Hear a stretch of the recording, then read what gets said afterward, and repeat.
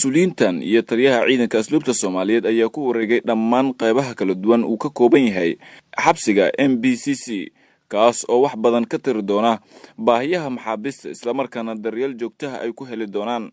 intaasi kadib gudoomiyaha maxkamadda sare ee dalka mudane Baashi Yuusuf Axmed, xeerlaaliyaha guud ee qaranka Dr. Axmed Cali Daahir iyo taliyaha ciidanka asluubta Soomaaliyeed Sarreey Guud Bashiir Maxamed Jaamac Keenan ayaa waxay halkaasi ay kula kulmeen cutubyo ka tirsan ciidamada asluubta iyo saraakiil ka tirsan ciidanka kuwaas oo loogu talgalay sugidda ammaanka xarunta taliska guud ee ciidanka asluubta iyo xabsiga MBCC. taliyaha ciidanka asluubta Soomaaliyeed Sarreey Guud Bashiir Maxamed Jaamac Keenan ayaa tallaabo wanaagsan ku tilmaamay booqashadan ay ku yimaadeen mas'uuliyiintan. gudoomiyaha maanta kormeerkiisu wuxuu ahaa inuu arko jeenka cadaaladda ku wareegayay maalintii khamiista wuxuu la soo shiray taliska kumeelgaarkaabuu tegey wuxuuna la soo shiray saraakiisha ciidan. maantana taliskii guud oo rasmiga ah ayuu yimid wuxuuna kula shirayaa dhalinyarada dhiigga cusub ah ee buuxa cadaaladda uu ku tilmaamay gudoomiyuhu. xeerlaaliyaha guud ee qaranka Dr. Axmed Cali Daahir ayaa ammaanay howlaha wanaagsan ay ciidamada asluubta qaranku hayaan. inaad anshaxa iyo wanaagga iyo akhlaaqda ciidannimo aad ilaalisaan. runtii markaan idiin sheegana ciidanka asluubta ilaa iyo hadda warbixinta qaranka iyo sharafta u taalla waxaa waaye inaan marnaba shacabkooda inay caawiyaan mooyaan shacabkooda aysan dhibaateyn inaad ilaashataan marka magacaas muhiim ayuu u yahay.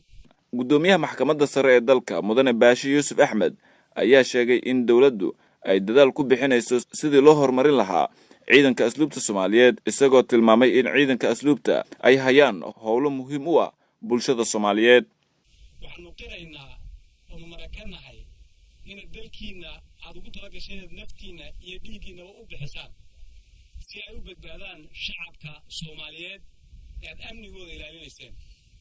waa la idin ogyahay waanu idinku bogaadinaynaa waanu idinka mahadnaqaynaa nafurka aad u samayseen ummadiina runtina wax weyn bay ahayd qaranka oo dhanna waa idin ogyahay. dhinaca kale waxaad tihiin qayb weyn oo qarankan ka mid ah tiirka saddexaad ee dowladnimada ee loo yaqaano cadaaladda ayaa buuxeedii tihiin sidan horena u sheegay imakana taliyo uu sheegay.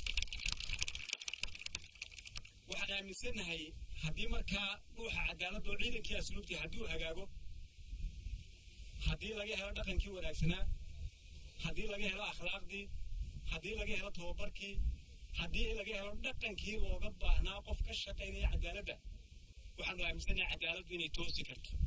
Axmed Cumar, warbaahinta qaranka Soomaaliyeed, magaalada Muqdisho.